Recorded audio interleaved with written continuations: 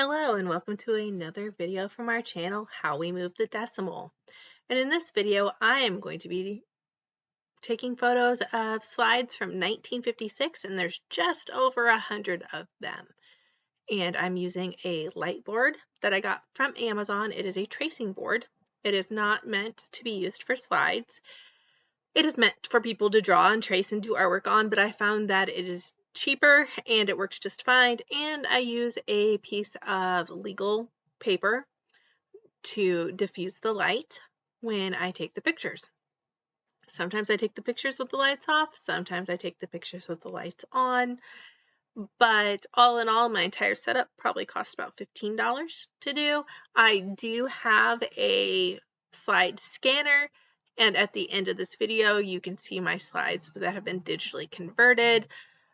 My slide scanner, again, from Amazon, and it works very well. I do not scan all of my slides I go through, but I do scan ones I think are pretty cool, or ones I want to get a better look at what they are on them, because I really, if they're too dark, I can't get a good look at them on the light board, but they do show up quite well when they are scanned. So I might scan things that I think are hinky or too dark to see, or something that might be inappropriate. I have found several slides that have been inappropriate, and it's kind of like, what do we do with these type scenario? But that is what I used for this. Like I've said in previous videos, I have so many slides, thousands and thousands of slides, that I am now just combining them by year.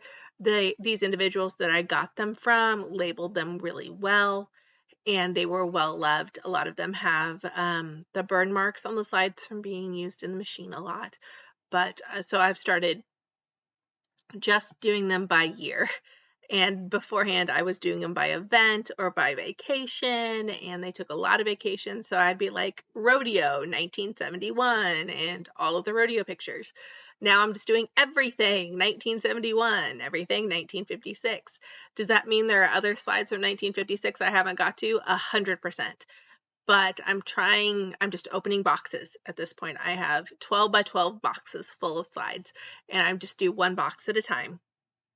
And I will combine them however I can from those 12 by 12 boxes.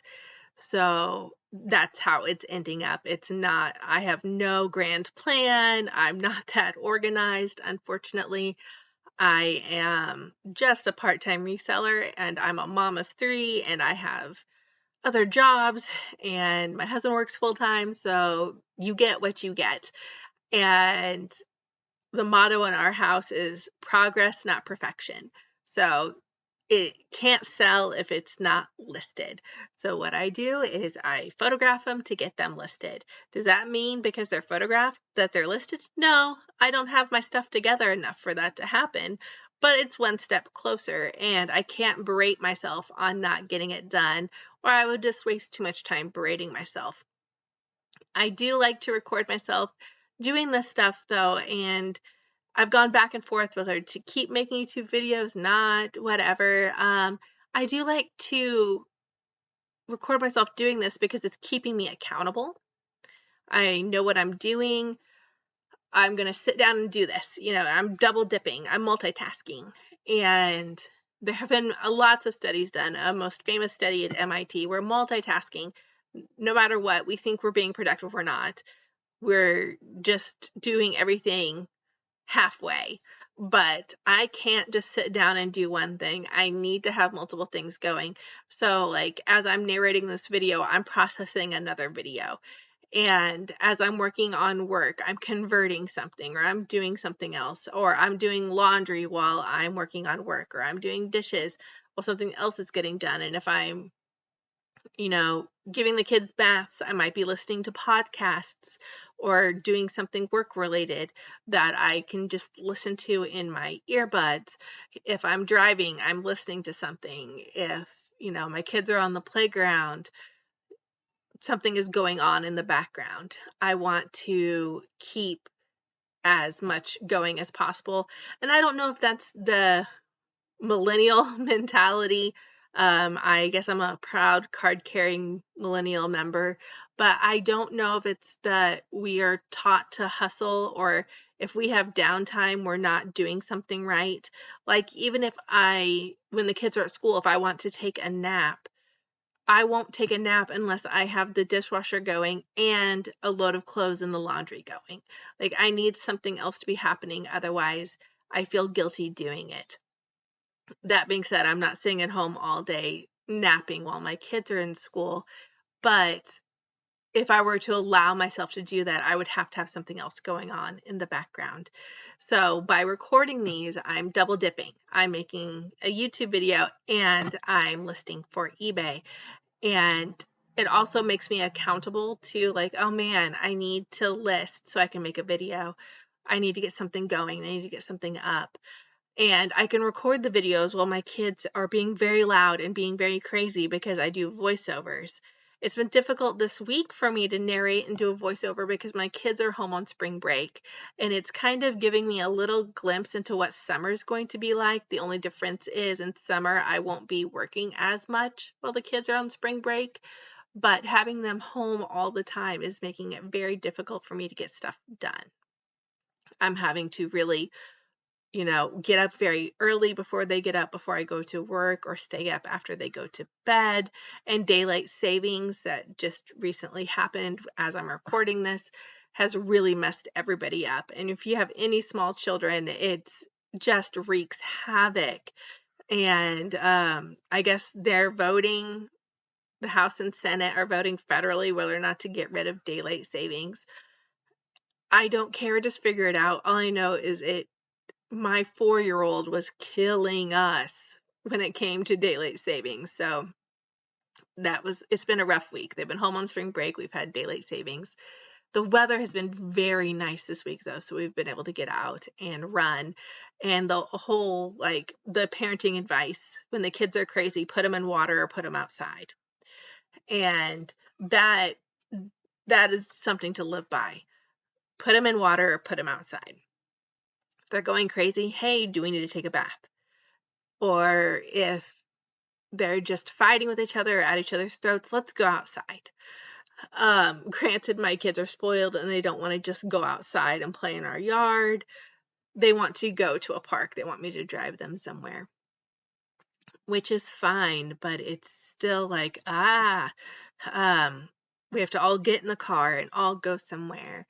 And yesterday, my 2 oldest were able to go with their grandparents on a hike, and I was able to meet my husband at work with my youngest, which felt weird just having one kid. So those of you that have multiple children, it feels weird having just one kid, and especially just the youngest.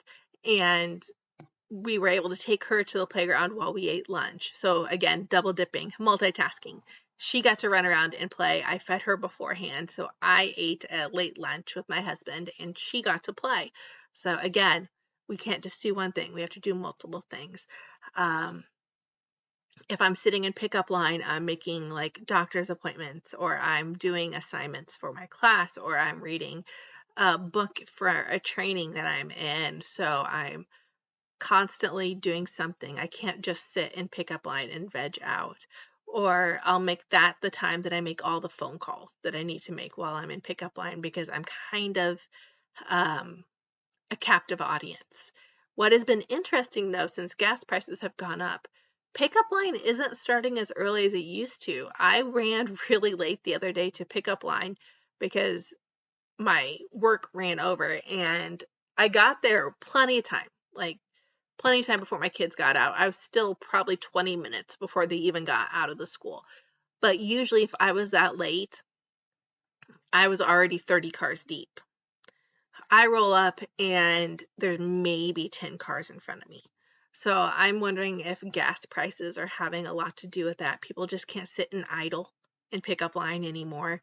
I know I drove my husband's little car this week when I had to work, because it takes way less gas than my big van. I put $50 in my gas tank and I didn't even get half full in my van. So it's sobering.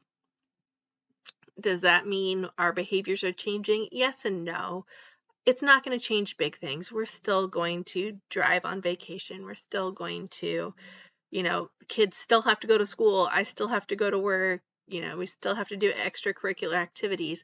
So that's not going to change that, but I mean, it'll change running errands. So instead of running errands on multiple days, I may run errands all at once. So, especially if I have to be all on the same side of town. So if all my errands, if I happen to be on that side of town, again, with multitasking, I'm not just going to do one thing. If I have to use the gas to get over there, I'm going to do multiple things. I'm going to go to multiple stores. We have, our town's basically split in half. And one side of town has certain stores and the other side of town has like the mall and stuff. So if I need one way, if I need the other way, I will say I've been shopping more online because it wasn't worth me wasting the gas trying to find it in the store. All three of my children decided to outgrow their shoes all at once. It started with my oldest, my boy child, and he was like, "Hey, my shoes are kind of tight." And I was like, "Well, crap." And then my middle child was like, "Yeah, Mom, my shoes are pretty tight too, and they're kind of uncomfortable." And then I just checked my 4-year-old, and they all had clearly outgrown their shoes. And instead of driving all over town to at least 5 different stores to try to find the shoes, I just went on Amazon and ordered them. Did I pay slightly more than what I probably would have paid if I would have like ran around trying to find them? Yeah. Was it a lot more? No. Was it nice just to shop on my phone? Like, I gave them choices also. So the mom pro tip, I guess, I put a bunch of different shoes in my cart. So when I started with my son, I put like 6 or 7 different shoes in my cart. I said, pick which one you want. Pick which one you want. Sorry, I had to pause there for a minute. I got interrupted by all 3 of my children because they're on spring break. So what I was saying is I put like 5 or 6 different types of shoes, all of which I was okay with, in my Amazon cart. And I told each child, pick 2. We always have 2 pairs of shoes. So pick 2 and I'll just buy those 2 pairs. My boy child has really fallen in love in a particular type of shoe. So he just got that same exact pair that he had outgrown in 2 different colors. So that was his 2. My middle child has mastered the art of tying her shoes and has decided she wanted a couple pairs with shoelaces in them. So she got to pick her 2 pairs. And I let the 4-year-old pick her 2 pairs. So that made my life easier. It was really expensive, though, because they all outgrew them at the same time. With the girls, though, I usually try to have hand-me-down pairs of shoes, but unfortunately, they were the wrong season. So I guess this is a good and bad of hoarding / hand-me-downs. All of my kids, I try to recycle as many hand-me-downs as possible. My oldest is a boy, and my 2 younger ones after that are girls. However, my middle child has really taken to loving her older brother's hoodies. So she gets those. We hand those hoodies down to her, even some sweatpants, because her older brother wore like more of the skinny jogger type pants. So she likes a lot of his old sweatpants and his hoodies. So those get handed down, but his jeans and stuff don't. And with the girls, I just keep everything and hope and pray it's the right season. But unfortunately, right now, they're cycling in the wrong season. So when I pulled out all of the shoe size I needed for my youngest, unfortunately, they were all winter boots and really heavy shoes. There were no sandals. There were no lighter shoes. So this summer, I'm going to have to also buy her sandals and stuff. When we go on vacation, we will need a pair of flip-flops, and I'll have to buy those. I was lucky, though, that my middle child, my oldest, his rain boots were really, they're the right size that I needed. Where otherwise I would have had to get her a pair of rain boots. And those can be expensive, but I'm that mom that buys like gender neutral rain boots. So they're just black or yellow or, a light blue or something. They're not specific like a design. They're usually a solid color, and this year's are yellow for her, so they fit her fine. They look like the classic yellow rain boots that you see kids in, and that saved money there. She was also able to reuse a pair of his soccer cleats, which saved about $40, and her little sister was able to use a pair of her old soccer cleats. So I only had to buy soccer cleats for my oldest, and unfortunately, because he is wearing adult male size shoes, I'm paying adult size prices for soccer cleats, and adult size prices unfortunately are not meant for kids that are maybe only going to use them for a season. And we have a Play It Again Sports in our town, and where you can buy like used sports equipment, especially for kids, like rapidly outgrowing stuff. So we decided to go to our Play It Again Sports and look for soccer cleats for him. Unfortunately for us though, they didn't have any in his size. And that happens, that we've seen that a lot now that he's transitioned into adult shoes. One, a lot of adults aren't trading their shoes in for Play It Again Sports. That tends to be more of a child thing, more of a parents like bringing stuff in. And so we're just not seeing a lot there, or the ones that are there are really beat to hell. Like, they have been played with, they're done. So what I was saying with Play It Again Sports, sometimes you can find cleats there. I know people like make a living selling cleats on eBay. I've never used it to source for eBay, but if you need like cheap stuff, Play It Again Sports is the way to go. I've seen a lot of change, been through a lot of pain. Some things are not the same as they were a year ago, but all will be okay. I move on each and every day. The past is where it stays, way back a year ago. I've changed for the better this time. I thought I would never be fine. I strive just to say I'm alright, and for the first time in a long time I'm alright. I've seen a lot of change, been through a lot of pain. Some things are not the same as they were a year ago, but all will be okay. I move on each and every day. The past is where it stays, way back a year ago.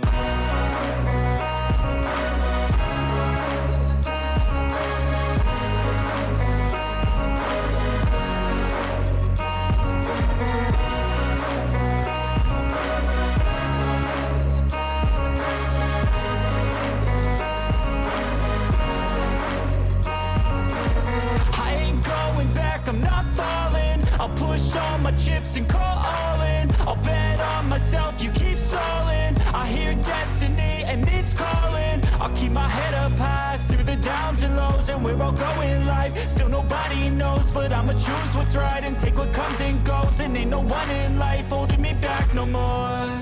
I've seen a lot of change, been through a lot of pain. Some things are not the same as they were a year ago, but all will be okay. I move on each and every day. The past is where it stays, way back a year ago.